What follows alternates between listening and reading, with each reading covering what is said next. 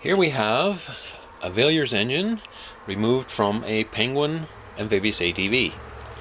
The Penguin, made by Pengor Limited of Ottawa in 1963, was later made in Carleton Place in 1964. This engine is the same engine as what would have been used in the Beaver Amphibious ATV made by Wheeler Mobile of Keswick, Ontario. This engine is a single-cylinder, two-stroke, 197cc engine. It features a slide-type carburetor using a float, fan cooling, and reversible electric start. It's essentially a motorcycle engine. The engine itself, the motor, is here. The transmission is in here. There's a chain between the crankshaft on the engine and the input shaft of the transmission, and the clutch is on this side.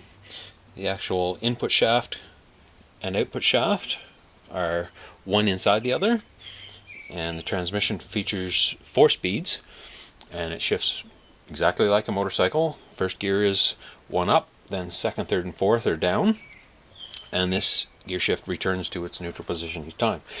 By neutral position, sorry, I mean the same position. So when you shift into first, you shift up, it comes back. You shift in second, it comes back. You shift into third, it comes back, and so on. What we're going to do with this engine is tear it somewhat apart. It has been removed from the Penguin because it was actually seized, or stuck, I guess, might be a better word. And it does require some other attention paid to it as well. It hasn't run in I don't know how long, and the Penguin needs an engine that runs to get it going again. So we're going to point out a few other things on here before we tear into it. I've made a stand to work on this engine using some channel iron and some angle iron just to hold it steady so it doesn't roll around on the work table here while I work on it. And it mounts using the same 2 bolts that would bolt the engine to the motor mount in the machine. When the engine was removed from the Penguin, the fan shroud was removed, and the throttle slide and choke slide were removed, and the air filter was removed. Now we also have a points cover missing. Would have just been a small cover going between these 2 screws, says Villiers on it, and would have a gasket underneath it. And below it, since it's missing, we see the 2 sets of points.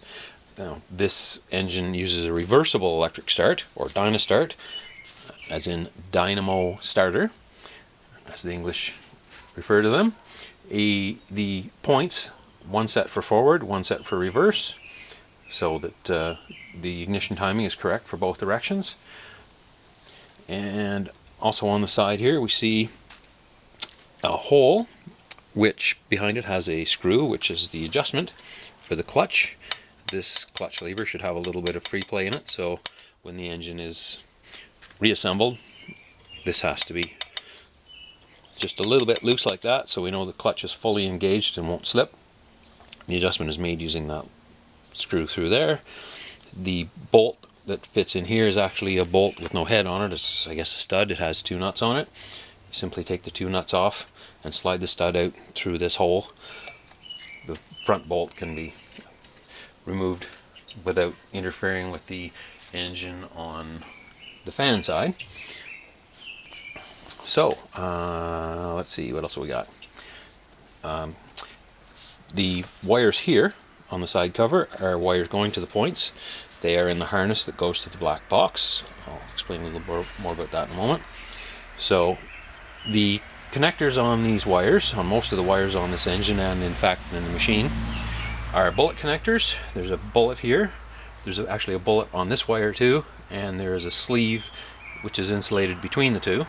So to disconnect these wires easily so that we can put them together without trying to remember which wire went where, we can pull the bullet out of this connector so that the bullet is visible on the wire on the engine, and on this wire we can leave the sleeve on the wire so that it's very easy to see which wire goes where when we go to put this back together. Now another wire from this cover is the wire for the neutral indicator light. We'll have to be careful of that as we take this cover off. And then just to go back to these wires for a moment. These wires are normally connected to the control box for the Dynastart. The control box and Dynastart were made by a company called Seba. It's an accessory that was added to this engine. The Villiers fitted it to many of their engines, both single and twin cylinder engines, in unidirectional and reversible models, so you could get the electric start on an engine that started in one direction, on a twin cylinder that ran both directions, and so on.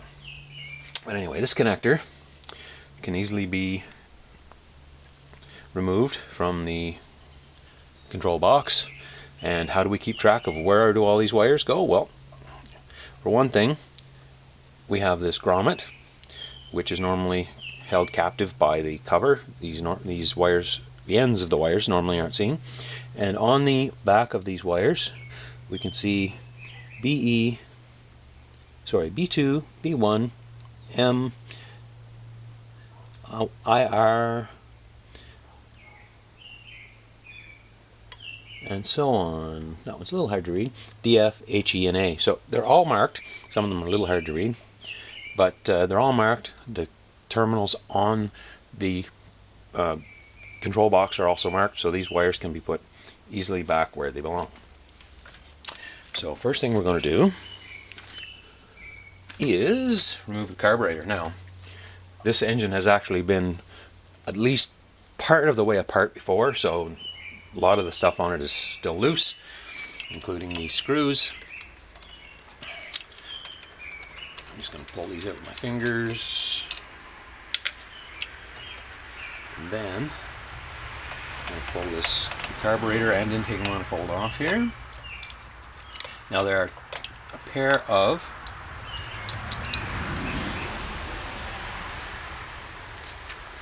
gaskets, which are also insulators. They're thick gaskets.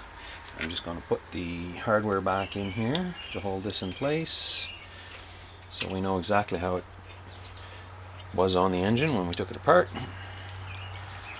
We're probably going to reuse those. They came off cleanly.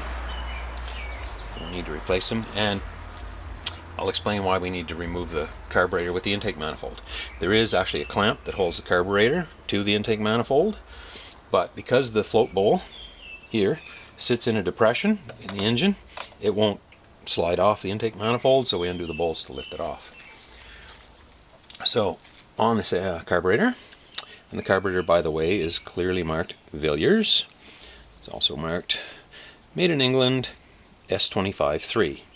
S, I assume, means slide. S25-3. The S, I assume, means slide. The 25, I believe, may refer to a 25mm or 1-inch throat opening. On what would be the left side of the carburetor, we have a banjo fitting, which is the inlet for the fuel.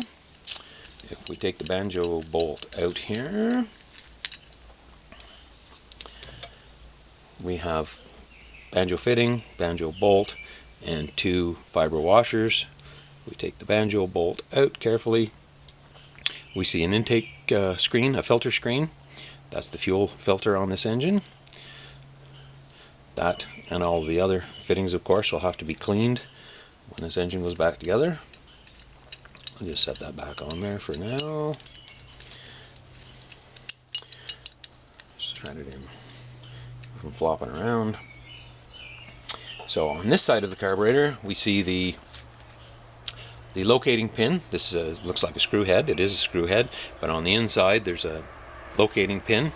The throttle slide has a slot in it which keys into that pin so that the throttle slide doesn't turn. And also on this side of the carburetor we have an adjustment screw for the idle mixture. This is called a pilot screw, and it actually works in reverse to a normal adjustment screw you may have seen on a carburetor. This works when you loosen it or turn it counterclockwise, it actually leans the mixture out, and when you turn it clockwise or in, it richens the mixture. Also on this side of the carburetor we have a tickler button. Besides having a cable operated choke, the tickler button is used to start the engine. It actually is used to prime the engine in a manner. The way the carburetor works, as I'm sure most of you know, fuel comes in through the inlet fitting, and there's a passage in behind here that we can't see because the float ball's on, and there's an inlet needle that works as a valve with the float. So right now there's no fuel in the carburetor. If this carburetor was in good working condition, if we added fuel, the float would, as its name implies, float, and as it rose in the float bowl, it would push the needle valve closed, cutting off fuel when the correct amount of fuel in the float bowl is achieved. Now, what the tickler does is it's simply a pin with a spring, and when you push it, it pushes the float down, which allows the needle valve to open, the inlet needle to open, allowing more fuel into the float bowl. It allows as much fuel as you want in. Now, the only thing limiting the amount of fuel in the carburetor is, of course, the size of the carburetor. Fuel begins to leak out here, and when we use the tickler button, we only use it for a count of maybe 3. We push it in, and actually when you push it in and there's fuel in the carburetor, you can feel the float move. You'd hold it for the count of maybe 1, 2, 3. That would give you a bit of fuel sitting here. With the choke closed, turn the key and the engine should start. So that's, in a nutshell, how the tickler button works. Now we see where the air filter would have fit. These clips are simply pried gently away and the air filter comes off. There's a ring normally on here with that holds a disc in place that holds the springs which hold the throttle closed and push the choke closed when you release the lever. So right now we're going to tie into this carburetor. I'm going to take the bowl nut off of it. The bowl nut should have a fiber washer on it. That one does. It's not in very good shape. And the bowl is rusty. That will have to be cleaned. And the float, this is a hollow brass float, and it has collapsed. In all likelihood, what has happened is, of course, this sits like this in the engine. I suspect that water has gotten into the carburetor. With water and fuel, water will go to the bottom. The water froze and pushed the bottom of the float in. So this float will have to be replaced. So to remove it, we remove this main jet. It's just screws into place, and then the needle, which is on this side, the inlet needle, which is on the same side as the banjo fitting. If we can see the inlet needle, which goes in and comes out as the float moves. So we want to hang on to that when we take the float off. And then we can also see in the hole of the float here, there is a pilot jet, which has a slot in it for a screwdriver. We could remove that, remove the pilot jet here, the pilot adjusting screw, and then we would have access to all the passages in the carburetor to clean it. And it will definitely need to be cleaned and get new gaskets and seals when it goes back together. Unfortunately, all of those parts are available. So, moving on, we're going to take the side cover off. This side cover houses the points. The points are on a plate, which the points can be adjusted individually for gap, and then the plate they're on can be rotated one way or the other to adjust timing. Now, we're not going to get into the points any more than discussing them. I'm just going to take the cover off so we can have a look at the starter. So, holding this cover on are 2 screws. These screws have had the heads modified. The heads were drilled off. They should normally have slot heads on the screws. Someone has drilled the heads off the screws and raised nuts on. And there's also a stud. If you follow this detail around the front of the case, there is a nut and washer on the stud, which is loose. Take that off. Fish the washer out. In many cases, the washer and or nut are missing if this engine has been disassembled while it's in the machine, because this nut is a bear to get to while this engine's in the machine. Of course, these screws are loose, and a thing to note, when you take the screws out, you may need to use an impact driver with a correctly sized slot head bit in it to get these screws out. The screws are different lengths. The top screw is shorter than the bottom one. Just put these in a safe place. Bag here, so it's placed. Now, the side cover is loose.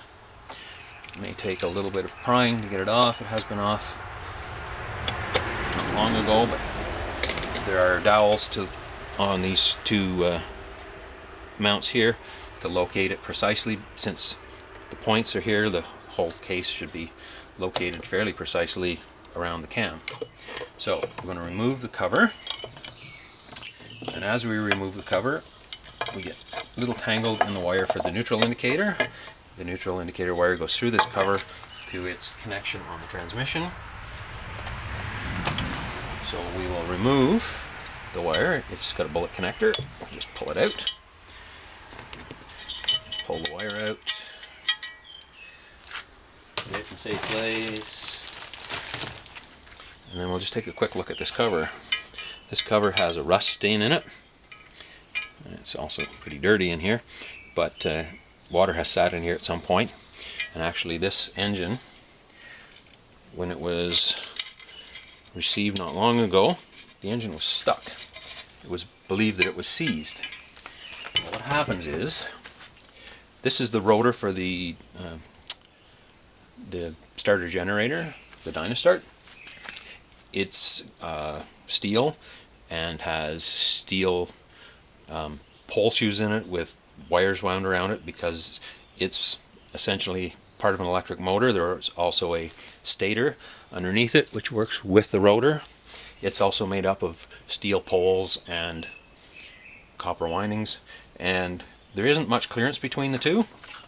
So if this stays damp or has water in it, that would certainly be staying damp. If any rust starts, the rust fills the gap between the stator and the rotor, and the engine becomes stuck. Now, one way to find out if the engine you have is seized one way or another, normally when these engines sit, I find if the engine was running and it sits for a while, like a couple of years, and you go back and it's stuck, chances are it's not the piston and cylinder. It's most likely the Dynastart rotor and stator are stuck together. The bearings in this are roller bearings in the crankshaft. The connecting rod has a bushing in the top end, and to be honest, I've never had the connecting rod off the crankshaft, so I'm not sure if it has rollers or it has a bushing as well. I believe it has rollers. But anyway, one way to check to see how your engine has seized is, if you have the fan housing off, you don't have to have this cover off, but if you take the fan housing off, you can get at the fan and don't use any type of pry bar, screwdriver, anything to try to free up the engine, because the fan is aluminum and those fan blades break off, and there are a few fans here with broken blades. Anyway, so reach into the fan and try to rotate it. Now, if the engine's stuck, it won't rotate freely, but if it rotates a little bit, like back and forth, half a millimeter, if there's any movement at all in it, chances are there's something going on with the piston and cylinder. Since there is movement in the crankshaft, that means the rotor's not stuck, the crankshaft bearings are okay, and what you're feeling is the crankshaft moving back and forth and using up the clearance in the connecting rod. The piston's not moving, but there's two joints, one at the piston and one at the crankshaft on the connecting rod, and if you can move it just a little bit, not as much as I'm moving it here, if you can move it just a little bit, it means the piston is seized in the cylinder. Now, if you cannot move the fan at all, there's no rotation of the crankshaft at all, then I would suggest you take the engine out, take this cover off, and before you do anything else, get a rubber hammer and tap this rotor around its face here, a little bit around here, and then gently rock it. Maybe use both hands, but don't use any tools, especially on the fan, and rock it back and forth. Usually what you'll find is you can get it to rotate, you know, a little bit back and forth, and if you work at it, it will eventually rotate through completely. Now, if the rotor and stator have been stuck, you should take it apart and make sure the brushes aren't sticking, and clean everything up as well as you can before you try to run the engine. But anyway, the good news is I find a lot of these engines, when they're stuck, it's simply the rotor and stator are stuck together. Anyway, we'll move on, and we'll take the rotor off. Now, on the rotor is the ignition cam. As the engine rotates, this cam rotates and it opens the points, and the springs on the points close them again. Now, to time the ignition correctly, the opening of the points correctly, the cam has to be timed to the rotor, and the rotor, of course, is keyed to the crankshaft, so everything happens at its correct time. So, in order to make sure we put the cam back on in the right place, and it's put on at the factory at the right place, there's actually a little notch in the cam, and there's a punch mark in the rotor.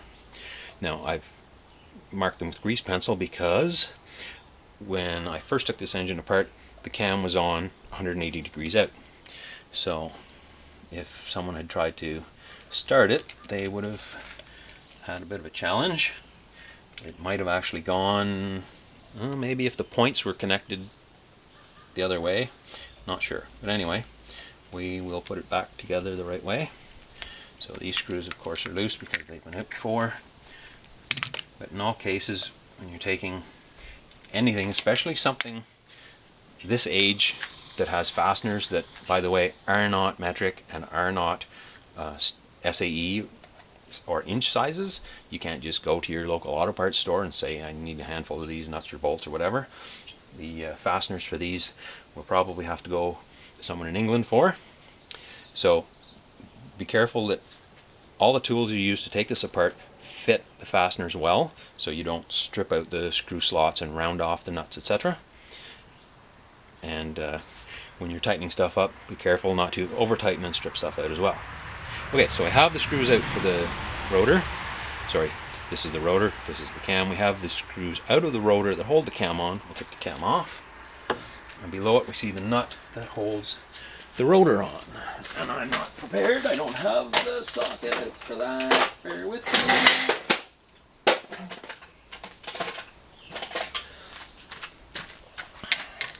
There we go. An Imperial socket just happens to fit it well, and it's not very tight because I had this off not long ago anyway. So just take the nut completely off. And then we use a rotor removal tool. When we take the nut off, we notice that there's a recess here and it's got threads in it. So what the threads on the rotor allow us to do is to screw in this tool. This is a Dynastart rotor removal tool, specially made to remove the rotor on these engines. It is threaded on the outside. It has a bolt running through the center of it, which can be used to push against the crankshaft. So what we do is, pardon me, clean the threads in the rotor if need be, screw the rotor in as far as we can, using a wrench if necessary. Now this has been apart before, so it's not very tight. We would normally tighten that with a wrench, possibly tighten it up, preload it a little bit, maybe hit the rotor with a hammer, a rubber hammer or a soft face hammer, and if that didn't pop it off, we would maybe give the center bolt one good tap with a hammer.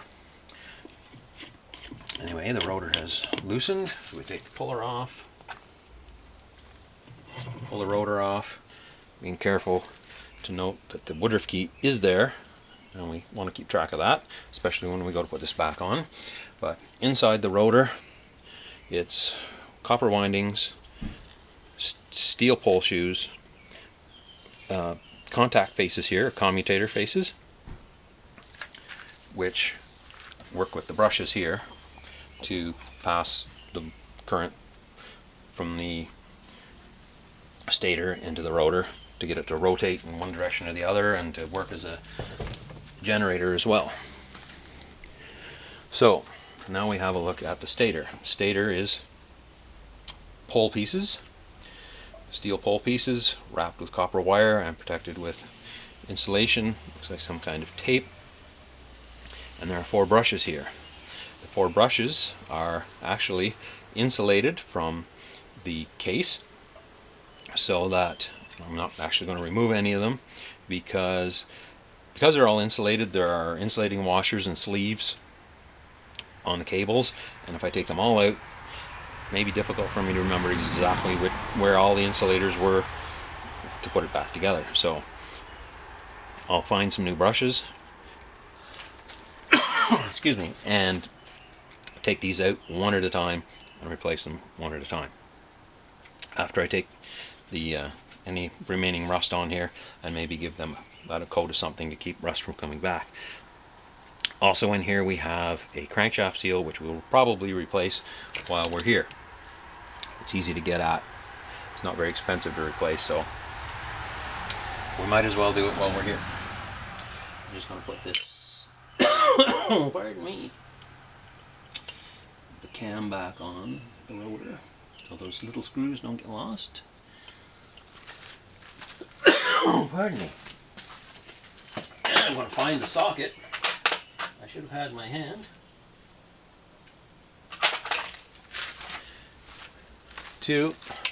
That's not it.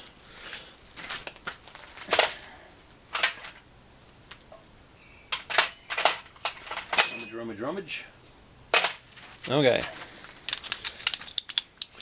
So now we're going to pull the head off, and actually while we're here we have a better look at the clutch lever and the clutch adjuster. There's a little finger there that fits in notches, so you can turn that a quarter of a turn at a time and it'll stay in position. But anyway, as they used to say, off with its head. So they took the spark plug out there. Now the cylinder head is held on by 3 bolts and a nut on a stud. The stud is here. It's used to hold the cooling shroud in position. So again, these bolts aren't very tight because this engine has been this far apart before. Spin these out.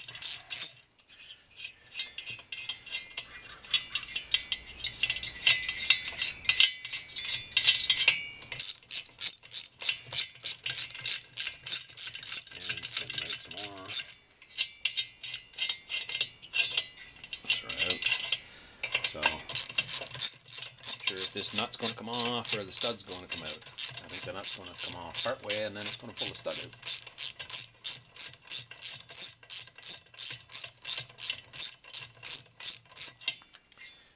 Oh, the nut's still coming off. Oh, now it's starting to bind. And now the stud's coming out. Anyway, we can clean up those threads on that since we want to put a nut back on there and put it back together and hold the shroud on. So we'll just lift the cylinder head off. Be careful not to lose the gasket, even though we're not going to use that gasket. Just keep it in place there for now.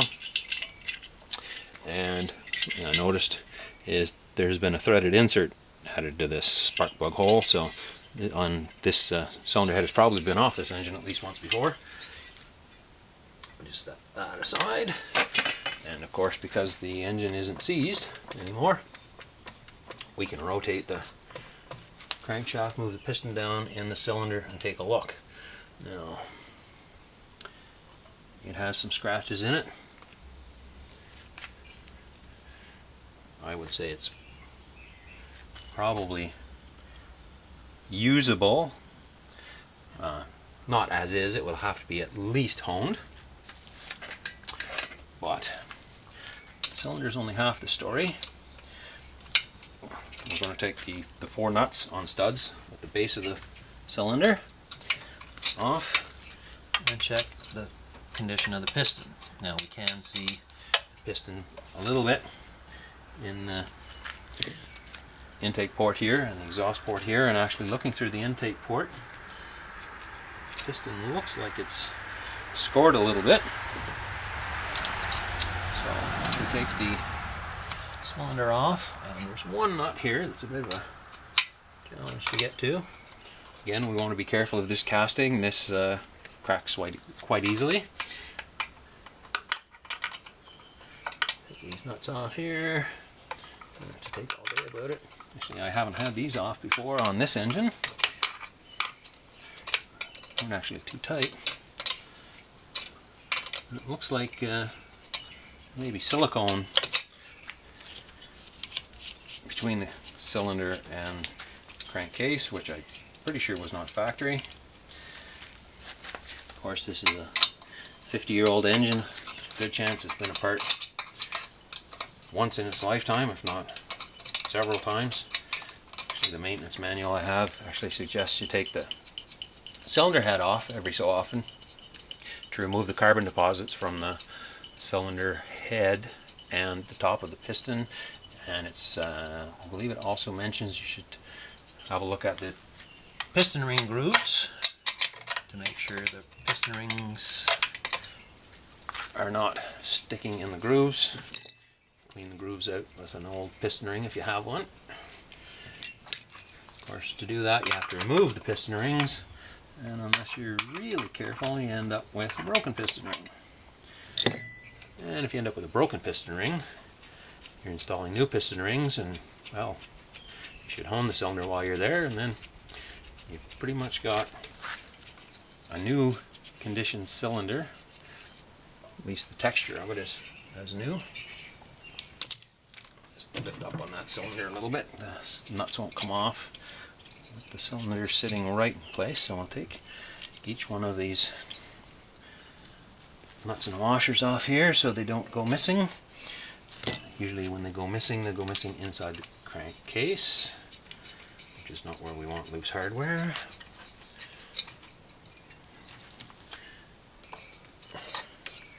That wants to come out in there. There's a lock washer there. Get that off.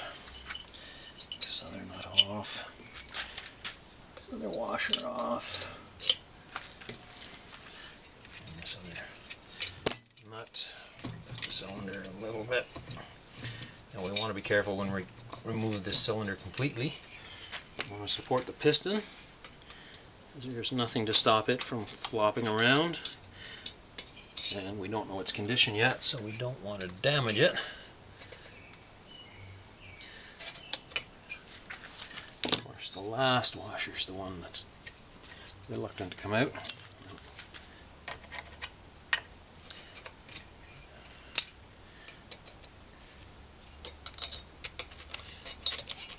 Reluctant to the end. Let's go. There we go. There's, okay, 1, 2, 3, 4 washers, 4 nuts. Okay, all the hardware is accounted for. Okay, so I'm going to lift gently up. Now the piston wants to come up with the cylinder. So I'll pull it up, then I'll put my hand underneath the piston and continue lifting the cylinder slowly. Carefully. So there, the cylinder is clear.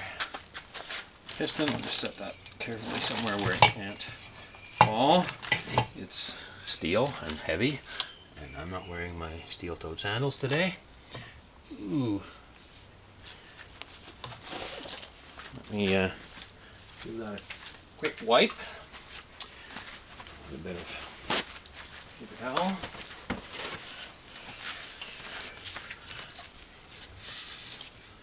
That may have been, oh, actually, we've got a couple of issues going on here. I'll bring the camera around so we can have a look.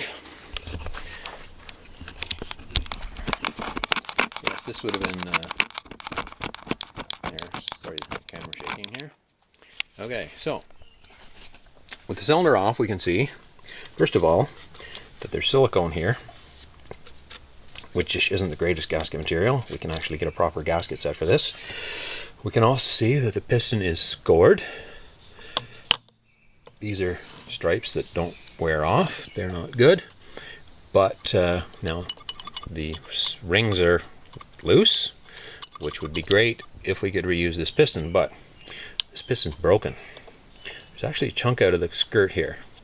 Now, there's a couple of reasons we don't want to use a piston with a broken skirt. For one thing, there's a crack there, which means that this could continue to break, and another piece of it could come off, end up God knows where, between the piston and cylinder, between the piston and one of the ports, jammed in a crankshaft bearing somewhere. We don't know. So it'd be good to find that part of the piston. Actually, if we look at the piston here, the back side of it, the intake side of it, it's scratched a little bit there too. So anyway, this engine needs a piston. Now I'm going to just try to do this with one hand. Not very well. I was rolling this engine over earlier when the cylinder was still on it. I should have maybe done that while the camera was being held too. But the crankshaft bearings weren't doing any growling. So